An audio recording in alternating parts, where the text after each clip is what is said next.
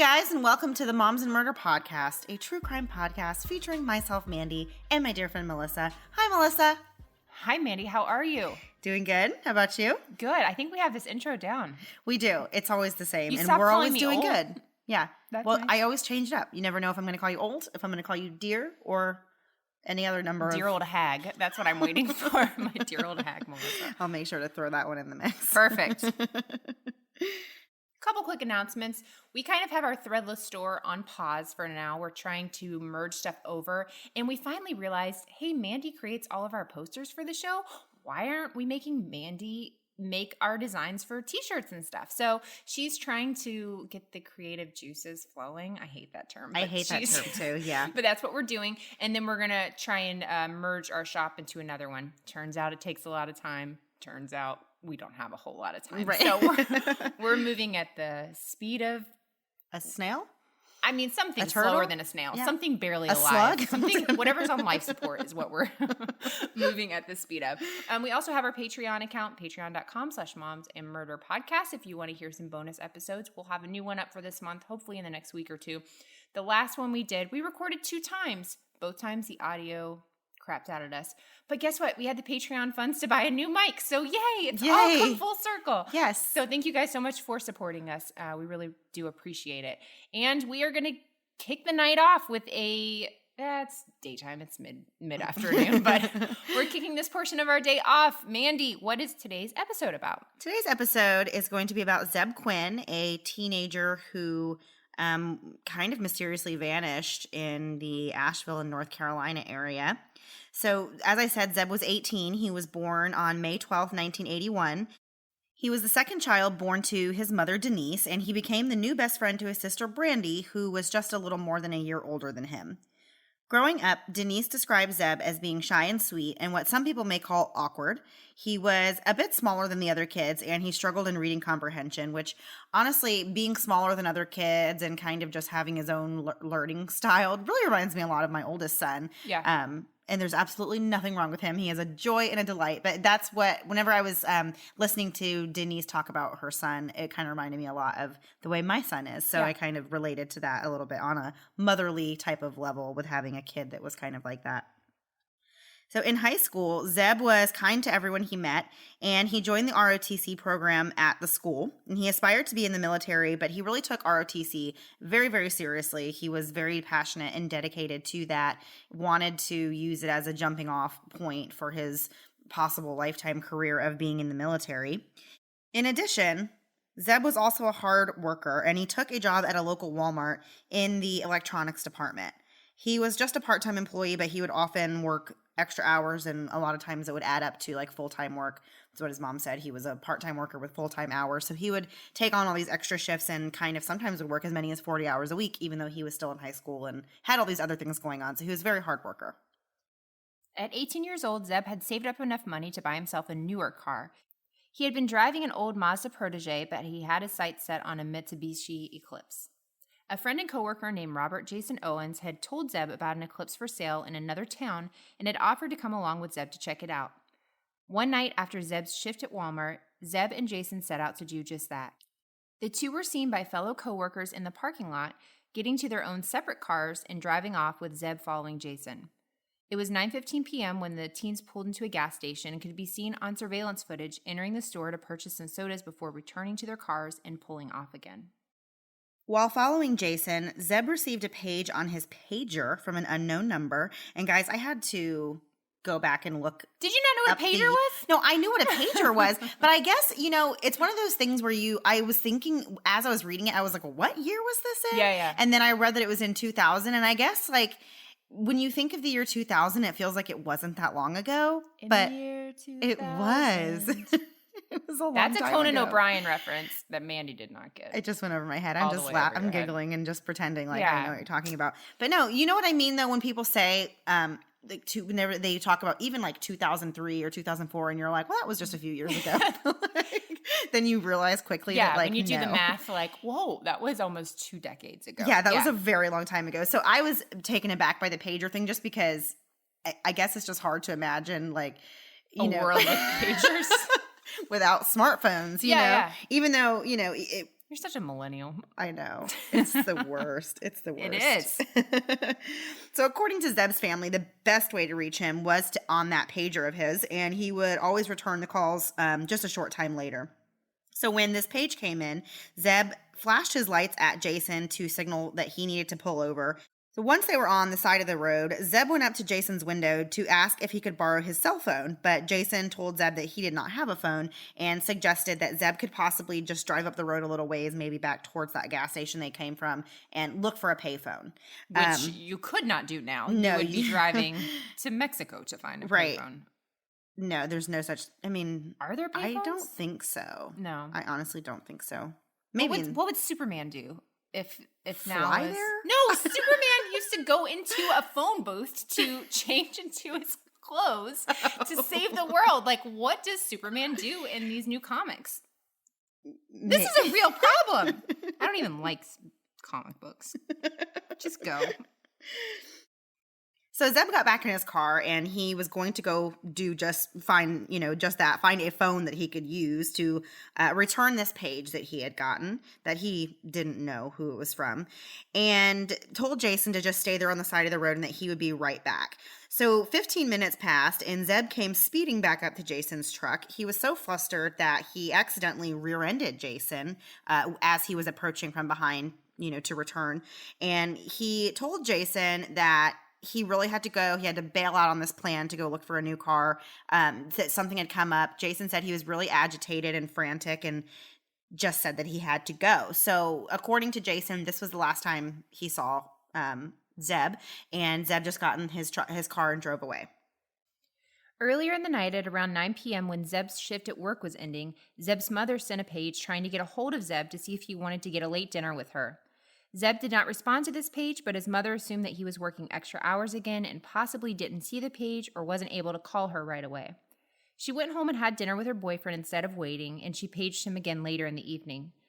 When Zebb failed to return the call again, his mother Denise began to worry and started frantically calling around, asking friends if they had seen or heard from Zebb. The night went on, and Zebb's mother barely slept even though she tried. She said she woke up every hour or so, would send another page, and then tried to get some rest. I cannot imagine. I get panicked if I just can't get a hold of my husband, if he's either, the one story that you know of that I can think of that, the feeling you get. My husband was on a road trip with his boss. They were going back and forth to Miami, and my husband's phone actually died, and he didn't bring a charger. Don't know why, that he didn't have a cell phone charger. So his phone died. And so I knew they were on this long drive back on highways and stuff. And all of a sudden I realized he wasn't returning my texts. And then I would try to call him and it would go straight to his voicemail. So I can just really relate to that panicked feeling that you get when you can't get a hold of somebody and you should be able to get a hold of them. So I just cannot imagine, his poor mother all through the night and keep waking up and realizing that he hasn't returned the call and he hasn't come back home and you don't know where he is and it's out of character. I honestly can't imagine any more of just a panicked feeling that you would have. And the second you call the police, it's real. You know what I mean? Until then you can kind of tell yourself it's something else. Like he's doing something or he's not getting my pages. And the second you make that transition from just talking yourself through it to making a phone call, it's real. So I can see where you're just I'm just going to keep trying. I'm going to keep trying. I'm going to keep trying with an 18-year-old. Right. Obviously small kid, it's different. So I at first I was oh my gosh, I can't believe she made it through the night. But then I do get that kind of separating yourself from it to kind of not be so freaked out. So the next morning, everyone was worried, including Zebb's sister, who agreed that Zebb's absence was out of character for him. And when it got to be around 3 p.m. the next day, that after he went missing, there was still no sign of him, and his mom drove down to the police station to file that missing persons report. So police began investigating, but initially they just didn't really have a lot to go on. 2 days after Zebb's disappearance, though, there was a strange phone call that came into the Walmart electronics department, and it was a person claiming to be Zebb saying that he was sick and wasn't going to be able to come into work that day or that week or whatever they said was the case. So one of his coworkers was named Patty, and she was who picked up the call in the electronics department. And she, of course, knew immediately she was not talking to Zebb. Right. And she was actually smart enough. This is back in the day. Super smart. Yes. So she knew, I guess, that phone that she was talking on in the electronics department didn't dial out. So in order for her to, this was back in the day with star 69. Right. Everybody remembers star 69. You could immediately dial that after a phone call and find out what number the most recent call came from. So this is before having caller and this ID. is back when people would like prank call people and do all that stuff. So if you wanted to figure out who was calling you or your crush calls you, that did not happen in my case. No. But if somebody was prank calling me, you dial star 69. It tells you the number of the person that just called you. Exactly. Unless you dial star 67 first, which blocks the call. Which blocks it from when you call your crush. Yeah. You don't want them to know. And then they can't do star 69 and call you back. I don't know any of this. I remember all of those things from like my teenage years, and or three-way calls, and all of like that. You'd be all silent of that. on there to hear if somebody likes you. They didn't. It's the whole thing. Yeah, my it self-esteem was the whole in thing. the garbage. So anywho, so Patty, she knew that she couldn't dial out on this phone from the electronics department, so she kept this person who said they were Zebb on the phone, and she I guess this is one of those really long corded phones, and I've seen the ones where they have like the spiral cord and they can stretch really long. So that's what I imagine she was like walking to another part of the store. On a portable phone though? She could have been. That probably makes more sense instead of like a Napoleon Dynamite style phone going from room to room. That's what I'm picturing, like a go-go gadget. No. Like extension cord phone thing. Okay, so anyway, she took the phone with her. This was a lot longer of a description She than took the phone with her to another department, and where they did have a dial-out phone. And so as soon as she hung up, she was like, just asked questions and tried to keep this person on the line so that the phone wouldn't ring again, and then she wouldn't be able to dial back the number right away. So she was able to do that and dialed star 69, found out that this found out a source for this phone call. And when they traced it back, they looked the number up, or however I don't know if the police did it or if whenever they found out that it was a number, it was connected to a Volvo plant, like where they have, I guess, where they make the cars. Right. So that's what the number came back to. So Patty called Zebb's mom. She didn't really know what to do. She called Zebb's mom just to let her know, like, listen, I got this strange phone call. I'm not sure, what you want to do with this information. Well, of course, Patty was like, we're definitely need to call the police and let them know about this, and you need to talk to them and give them any information that you have or what the person said or anything like that. But she said at that moment she really did get concerned for her son's safety, because if it wasn't Zebb calling, then who was it and why were they calling? His job, trying to do that, and like what had they done to him, or where was he? What do they know about him? And his why are whereabouts? They trying to cover it, right? Exactly. So she called the police immediately, and the rumor kind of started going around Walmart, because now keep in mind, Jason also worked there with Zebb, his friend Jason, that he was going to meet that night.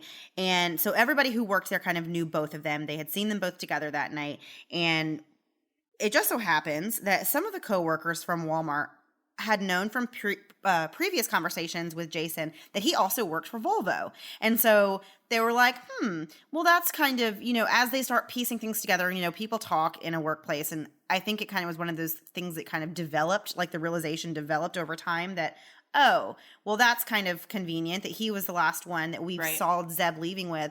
And we got this phone call from this number, and it just so happens that this guy works there too. So they kind of were able to give that information to police. And I think that kind of helped things along a little bit with the case. Sure. That was kind of like a big deal, a big break for them.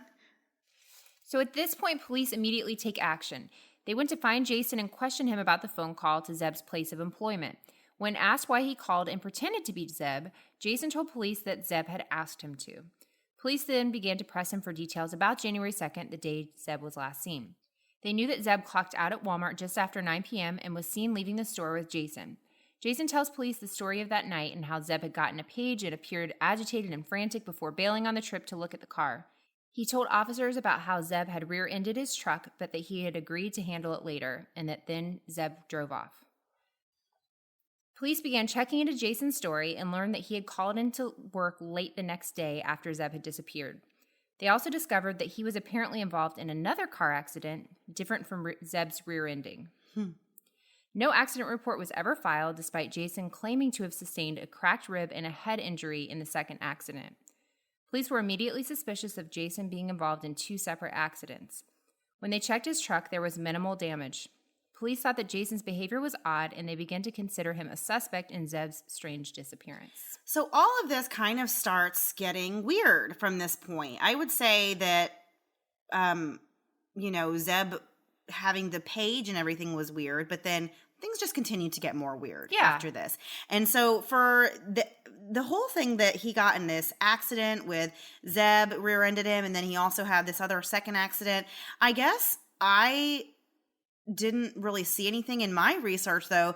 Did anyone even look into, was the story about him Zebb rear-ending him even true? They said that his truck had minimal damage. I didn't recall seeing anything that said Zebb's car had front-end damage when they found it, eventually later on down the story. But I don't know. I guess they were just taking Jason's word that happened. Yeah. Or maybe that was just a cover story. I don't really know. That it just seems weird to me that he... But what would be the point of that? Even if... that's what doesn't make sense to me. Why would you say that? Doesn't seem like a very important part of the story that he rear-ended you if he didn't rear-end you. If that's not true, I know. And if he already got in another accident, that would explain why his truck was messed up. You know what I mean? Right. None of that doesn't make a lot of sense. Doesn't make a lot of sense. We're not investigators here, people. No, we're sure not. Jason wasn't the only friend of Zebb's under police scrutiny. They had also learned of another person who had become very close to Zebb in recent weeks. This was a girl named Misty, and Zebb had taken a liking to her. They met at a Christmas party about a month prior, and although Misty downplayed their relationship to police, Zebb's friends and family said that he was absolutely infatuated with her. His sister said she thought it may have even risen to the level of love, being in love with her, and he just really thought highly of her and wanted more of a relationship with her, according to his friends and family, from him gushing to them about what a great person he felt like she was and that he wanted to spend more of his time with her. So that's the impression that he gave to friends and family. So Misty told police that they were just acquaintances. Right. They didn't really have a relationship to that level. However, that could have been because Misty had a boyfriend and a baby at the time. So of course she's not going to be like, yeah, me and Zebb have been getting really close, and because she of course has to save face, in some way. Now she has this boyfriend, who's could potentially find out about any kind of relationship she had with another guy. So I can kind of see why she would downplay their relationship a little bit, but that is an important thing to keep note of. So when Misty's boyfriend, whose name was Wesley, got wind of the relationship between Misty and Zebb, he of course was angry. But Zebb and Misty kept talking in secret anyways. They would do the star 67 phone calls and the, hide the numbers and still be contacting each other back and forth, paging each other or whatever. Yeah. I don't know how it worked in 2000, clearly. No, AOL Instant Messenger, lots of... Yeah, AIM. Yeah, AIM. Lots of thinking about my boo away messages. Hey guys, as you know, I'm someone who loves knowing a little about everything. I love the news, I love entertainment, I love it all. But sometimes I don't have enough time to get all the information, all the little details and the minutia of everyday news because my goodness, it's constantly going.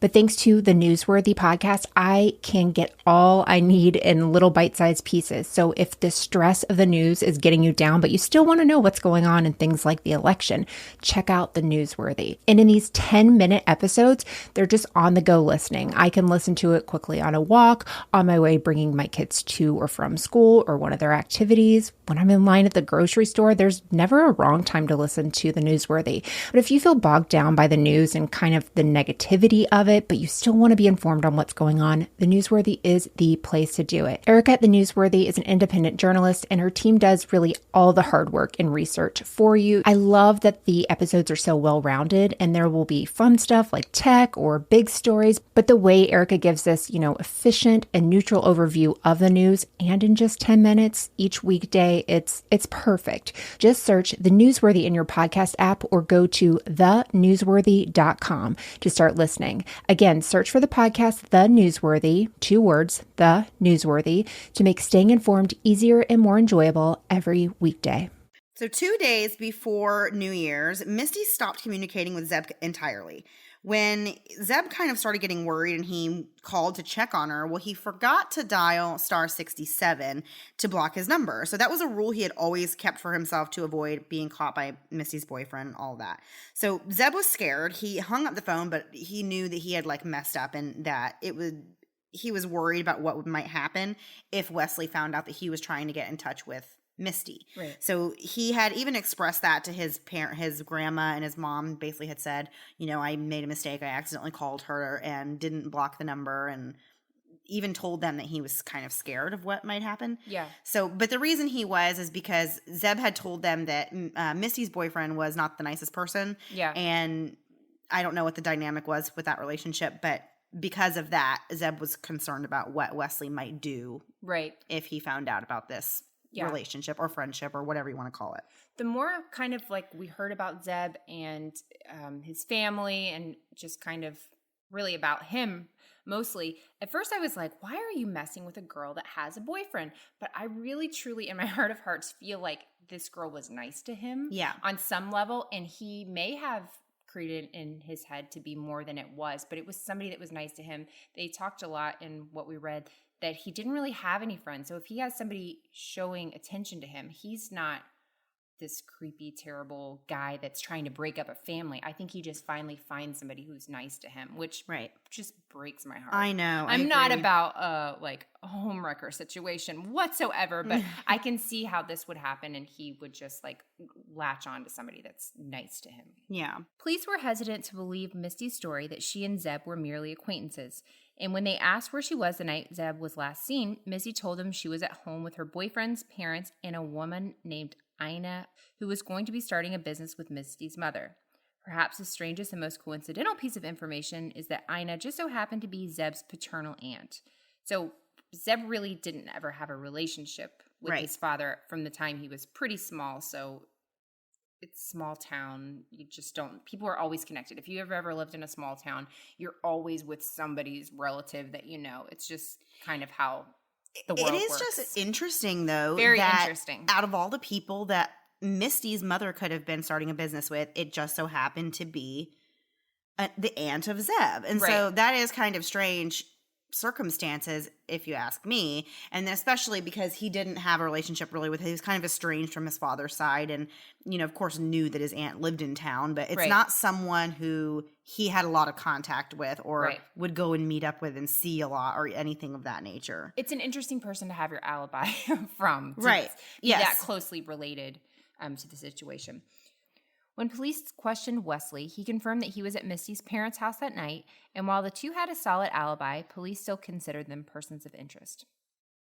Well, as we know from other cases, you don't always have to be there. Remember, there was another case that we did, Kelly Clayton. Oh, yeah.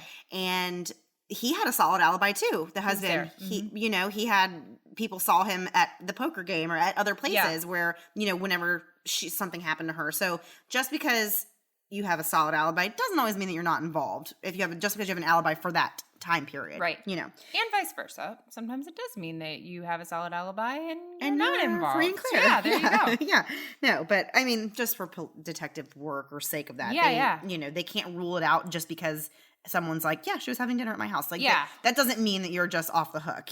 Which I'm screwed if people ever need an alibi, because what's my excuse? I'm at home.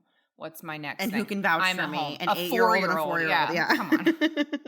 And they'll probably lie and say I wasn't even there. Yeah. So as part of their investigation, police looked into the mysterious page that Zebb had received that evening. They learned that the page came from his aunt's house. Mysteriously, the same aunt that was at Misty's parents' house that night. Right. So as I said, this is very odd because he didn't have a close relationship with his aunt. Typically, there would be absolutely no reason why she would be paging him or needing to get a hold of him.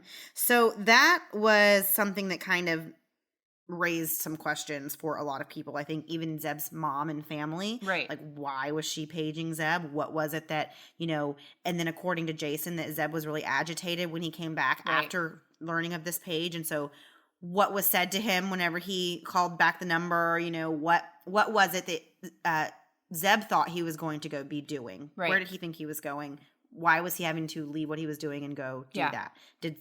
I would love to know what was told to Zebb in Right. that, in that phone call, and what was the reason for that page. So when police questioned Ina about the page, she, of course, said that she did not page Zebb. She told police that she had been at Misty's parents' house that night with Misty and Wesley, just as they had all said. But in another strange twist, Ina later filed a police report alleging that her home had been broken into that same night. She reported that nothing was missing except her pager and some photo frames were disturbed and nothing was stolen. Nobody's taking a photo frame. No, very strange. So police were running out of avenues to go down, and Zebb's mother continued to go to work as a nurse in the local hospital. So one night, while working her shift, she got a call from someone within the hospital that worked down in the medical records department. It was a young girl who had known Zebb, or at least known of him, knew who he was, and she told Denise that on her way into work that day, she had seen Zebb's car, or what she thought was Zebb's car, in the parking lot of a barbecue joint called the Little Pigs, and it was just right across the street, or very in close proximity to the hospital where Zebb's mother worked.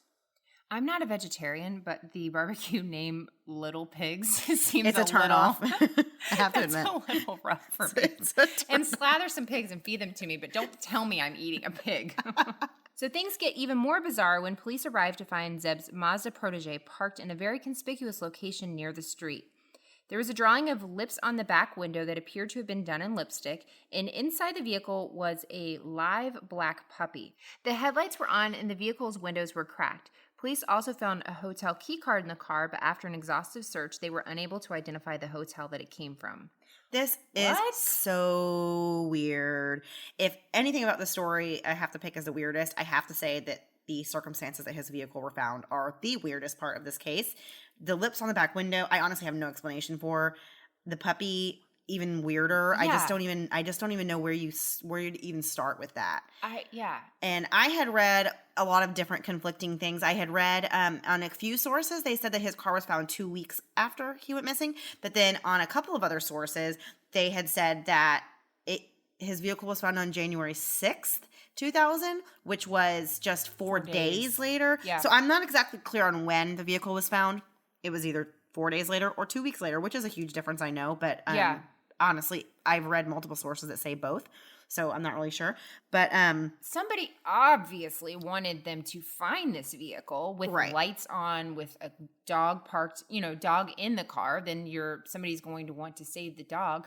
The lipstick thing is confusing. I do not get it. But also, I wonder if you it's one of those things where could you be? I don't know. It makes it seem like it could be a girl, but also it almost seems like you could be framing a girl at the same time because it just seems so obvious.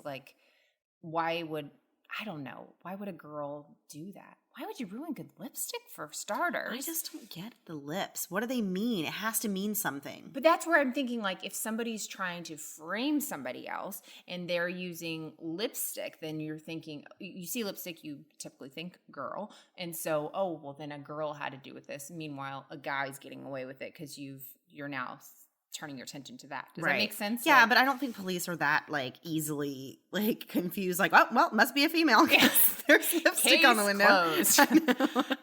Let's go eat at the Little Pigs. Yeah. It's been a while since I've had a baby of my own, and some days I miss it so much. The baby cuddles and baby smiles, but when it comes to diaper rashes, not so much.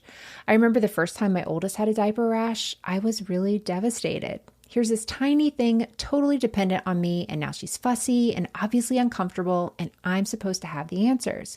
Well, with time and treatment, it went away, but what I really wanted was to avoid it altogether. And now, baby butts rejoice. New Huggies Skin Essentials are here, a brand new dermatologist-approved line of diapers, wipes, and pull-ups training pants, all designed with baby's sensitive skin in mind. The wipes are thick and have zero harsh ingredients for a great, gentle clean. Pull-Up Skin Essentials has got your big kid covered too, with a training pant that's ultra soft and breathable to help protect sensitive skin throughout potty training. Whether you're a first-time parent or a seasoned pro, make it easy on yourself and your baby with Huggies. Learn more at Huggies.com. Once again, head to Huggies.com to learn more. A week after Zebb's car was found, a couple contacted the police claiming that they had seen the vehicle in the downtown Asheville area before it was found in the parking lot. The couple was brought in for an interview. A sketch artist worked with them to get an idea of who they saw driving the car. The sketch bore a striking resemblance to Misty, although some may argue that the sketch artist already knew of Misty and her appearance, and that could have persuaded her sketch. That's a good point. Yeah. I think that's a valid point. Because that was one of the arguments I had come across. There people were like, well, sure, they already knew what Misty looked like, so how do we know? Are they saying from like the news they already knew what she looked like? Well, I guess people involved in the investigation had either met up with her or they knew who she was, or... Oh, and you know what I been mean? out and stuff, and so it'd Right. be very easy to describe somebody that's a person of interest. And then you That just makes draw sense. this person that you've already seen before. You know what I mean? So 100%. If you literally showed me any picture after I saw somebody else, I would that's them. describe that Yeah, person. That's them. Yeah, I would be exactly. amused. I know. So months passed with no new developments, and Zebb's case went cold, leaving his family with countless questions and very few answers. Detectives attempted to track down the origin of the puppy found in the car, but were unable to verify a source. One of the detectives on the case eventually adopted the puppy, and one thing that I found interesting and really smart is that the detective had the dog's DNA preserved, and he said that because even though, of course the dog's not going to live forever, won't be around forever, but they don't know if that dog's DNA may be the thing that kind of ties the case together one day, right? Whether they find that same DNA in a certain location or, it's a puppy. So if it like shedded its hair anywhere, I mean, it's totally feasible and possible that it could, you could find more information because of the dog's like DNA that was left somewhere or something along those lines. Think of people who, investigators 40 years ago who saved like pants and how did they from know? Stuff. I know. It blows my mind. I'm like, how did they even know to save that? Because obviously they knew that they didn't have the technology at the time, but how did they know? Yeah, like that somebody could be. Yeah, so super, crazy. Super smart. So in the fall of 2001, Jason Owens resurfaced. Police had attempted to pull him over in a routine traffic stop, and Jason sped off and fled, sending the police on a high-speed chase. Genius. Yes, that never goes well. So at some point in this pursuit, Jason fired a shot out the window in the direction of the police car that was on his tracks. And he was arrested and sentenced to 4 years for charges related to that incident. And I thought that was very bizarre because a gun was involved. So I don't know what the laws are like or were like back in 2000 in North Carolina. But here in Florida, if you pull out a gun, that's automatic 10 years. If you fire a gun, even if you don't kill somebody, that's 20. And then if you actually... Life. And then it's life. We've learned about 10, 20 life forever. Since we were born. Right. So, like, you can't just pull out a gun and start shooting at a police officer here in Florida and get 4 years. No. Like, that's not going to happen. You're going to be in the slammer for a lot longer. The slammer. I just wanted to say that. The slammer. I'm glad you got that out. I did. So Jason was interviewed numerous times over the years and was always considered a person of interest, but police had nothing solid to tie him to Zebb's disappearance. He's always maintained his story of that night and claims to have no idea what happened to Zebb after he received a strange page and left that night. In 2007, Jason was sentenced to 6 weeks for charges of drunken disorderly and resisting officer. He was charged with habitual impaired driving, which is a felony, and sentenced up to 2 years. In the same year, a warrant was issued for ground-piercing radar searches on his property, but those searches turned up no results. In 2008, he appeared in court again on yet another charge of evading police due to drunk driving. Goodness. That's all he did. He just drove drunk and ran away from the cops. Man, this guy needed Uber, but Uber was not invented yet. This should be where the story ends, but unfortunately, there's more. Jason found himself in yet another huge scandal when Christy Codd and her husband Joseph were reported missing on March 15th, 2005. So Christy was known for her appearance on the Next Food Network star. Were you a fan of that one? No, cooking shows don't really do it for me. There's not enough drama. But I think she was actually related to a country singer as well, because her country singer that I hadn't heard of was like very behind trying to find out who did this to her. Okay. I'm going to consult Google while Mandy talks. Okay. So Christy was 5 months pregnant at the time that she was reported missing. Well, as it turned out, Jason Owens was the couple's handyman, and when police questioned him about their disappearance, he stated that he had accidentally run them over with his car and panicked, and apparently, according to what he told police, he tried to take Christy inside and give her life-saving measures, CPR and all of that, and but he also said that the husband, Joseph, was just too far gone. He was already going to die, so he did not try to render aid to him. But that's the story that he went with. and told police. So he further told police that because he knew he was not supposed to be driving due to previous convictions, he panicked and tried to dispose of their bodies rather than just calling for an ambulance or for help. So this is extremely disturbing. He burned Joseph's body in a wood stove, and the next day he returned to the Codd residence and dismembered Christy's body before placing it in the wood stove also to be burned to dispose of her remains. Over running them over? That's like an easy call. You've already gone to jail 5,000 times. If you even believe that story. I know. But you've already gone to jail 5,000 times for driving. Like what? Yeah. I don't know. Dismembering somebody? Right. That goes a little bit beyond like I had an accident and I hit somebody with my car. Well, and isn't it really bizarre that you would just admit to this stuff so freely? Like, if they don't have anything on you and you're just admitting to it? I mean, I don't know how much persuading it took for them to get like any of this information. I don't know if he just sat right down. It was just I have a story to tell you. Yeah, no, I'm sure he tried to cover it up at least as much as he could get away with, but you can't. Eventually they're going to ask you all the questions they need like answers to, and you're probably going to tell them.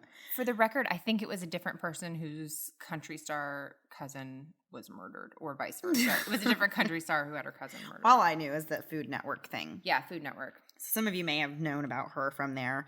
But yeah, same guy, Jason Owens. So following the couple's deaths, Jason sold the couple's belongings and sent texts from their phones alleging that they were sick to buy himself more time before people began asking questions. So clearly that sounds very similar to what he did in Zebb's disappearance. He called his job and, said he was sick and, all of that, covering his tracks. So it definitely does make you wonder, what are the chances that somebody who was such a key player in Zebb Quinn's disappearance turns up for murdering a couple like years down the road? Yeah. That's just, you know what I mean? It's crazy luck that guy has, huh? Yeah. Like, I mean... Is that what we're calling it? Well, one thing I had read about when they were talking about motive for murder really for either of these things is like if Zebb did have money on him the night he was going to look for a car, he may have been carrying cash on him. But how much is it really going to be? He's 18 years old and he's going to buy a used car. It's not going to be enough money to kill someone over. Mandy, people have killed people for like a burger, and depending on the day, I understand. But no, but people kill for all kinds of reasons. If you have something that I want, not me particularly, and you don't have anything I want, we're both in the same crappy boat. But people kill over that kind of thing. It's not a number amount, really. I guess that for me, the hardest part, and like this is why this case is super fascinating, and I go down rabbit holes anytime I get into cases of disappearances or anything. I really do get really invested in those, especially ones with strange circumstances. Yeah. And so all of it is just so weird to me to think, like, how is the aunt involved in this? Like, supposedly her house got broken into, but the page definitely came from her number. Does she know more? Was she involved? Was the Misty involved and her boyfriend? Or was this all Jason who had this plan and did something to Zebb? And then these are all teenagers. How has there been no discoveries? How have they not found anything? No clues, nothing to lead them to Zebb, whatever the case may be. Yeah. They're 18. I couldn't have pulled off something like that at 18 and done it well enough to get away with it. Like, what happened? Like, it just drives me crazy. I just want to know what happened. What happened after he drove off that night? And was that really the last time Jason saw him? And like, is that true? Like, I just wish I knew everything. Well, typically in these kind of cases, you even have two suspects. One of them makes a whole lot of sense, and the other one's like, they were in the same town at the same time, but nothing else. You know what I mean? Like, there's not some huge motive or anything like that. But here you have two separate suspects, and they both kind of make a lot of sense. Whether obviously it's only one or the other, but it's kind of scary because do they have the right person? Is the wrong person still out? Like, you just don't know. So you want for the family not to have you want closure, but we know that's not really possible if you've lost a loved one. But you want them to have some kind of an answer. And who knows if they'll ever have an answer. And the thing that broke my heart with this case so much, like the whole time we watched an investigation Discovery that was on that, and I'll link to that in the show notes, but it just seemed like he was a really trusting kid who really just loved people and wanted to fit in and all that stuff. And as like on the mom side of things, totally breaks my heart. Like it's more than my heart can take, this whole story about him. So I really hope the family gets answers, and whoever should be in jail is in jail. And yeah, this is a bummer. Jason Owens was sentenced to up to 74 years in prison for the murder of the Codd couple. In June 2015, detectives on the Zebb Quinn case announced that they had uncovered new evidence that may be related to the case. In a search of Jason's property, they located fabric, leather materials, and unknown hard fragments under a concrete fish pond. They also found numerous bags of pulverized lime or powdered mortar mix. Officials did not confirm whether the hard fragments found were human remains or if they believed they were Zebb's remains, stating that the investigation was still ongoing. I honestly cannot wait to find out the resolution of that, because obviously they haven't released that yet. Like they said, it's still ongoing, although that was in 2015, but there wasn't any more recent updates that that I could find out there. So we still don't know what it was that they found, or if they knew, they're not saying. They could be putting a case together against Jason with some of that evidence that they found.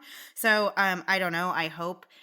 You don't ever want to say like that you hope that that's what it was, but on some level you do. This poor family has gone through nearly 20 years now and not had a clue what happened to Zebb. So like you said, it would almost be, I feel like knowing one way or the other is better than not knowing. Yeah. You know? Ultimately, you want the best. You want him to be living on an island somewhere, and he's really, really happy, and he has this great family, and his life is all perfect, and he won the lottery and just couldn't share it. That's what you want it to be. But realistically, that might not be the case, and so the family really does have to prepare themselves for it being something not so great. But then if you know, you kind of know how to grieve, for lack of a better word. Like, are you grieving for somebody that's missing, or are you grieving because you've lost somebody? I don't know. As I can't even talk about being a mom in that situation because that's too hard. But man, my heart went out to her the whole time, like listening to her, and just killed me. Can't imagine living though. That has got to be torturous to like just to wake up every day and just not know. You just don't know. And I would have so many questions, and I am not even close to this case, and I still have so many questions, and still just want to know what happened. You know, what happened the rest of that night. I want to know what happened and who is responsible. And I'm going to try and say this part without crying, and I don't know if I can, but one of the hardest things for me to hear was when the mom said, when people ask me how many kids I have, I always hesitate because I have 2, but if I say 2 and I can't say where the other one is, like, you know, I have to explain it, and it brings it all up. Yeah, exactly. And so, but you know, you don't want to deny you have this other child, and just, I never even thought of that, like how difficult that has to be. So again, my heart goes out to that woman, and I hope they get answers for their family. So thanks for listening and being bummed out with us. Yeah, this is a really sad one, but we'll definitely update if any updates come available. Yeah, we'll post about them or talk about them. Thanks for listening to our episode on Zebb Quinn. We'll be back next week for a new episode. Not sure what we're covering, but you'll find out in a week. Have a great week, guys. Bye. Hey, it's Jody from the RealiTV Podcast, your source for smart and snarky reality TV recaps. Let me be your inner voice as we cringe watch all the shows we love and love to hate. From Bravo, WeTV to TLC, MTV to Lifetime, and even those documentaries that we love on Netflix. I watch it all and break down all the fine details that have you screaming and crying in laughter. Subscribe on iTunes, Stitcher, Google Play, or your favorite podcast app by searching RealiTV Podcast. Join the RealiTV Podcast Orchard of Snark on Facebook, and on Instagram and Twitter, I'm at RealiTV Pod. Can't wait to meet you and laugh with you soon. Thanks so much for listening to the Moms and Murder podcast. Make sure to check back with us next week for a new episode.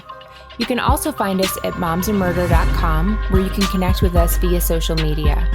Please make sure you subscribe and give us 5 stars, because giving us 4 stars would be a crime. Thanks so much.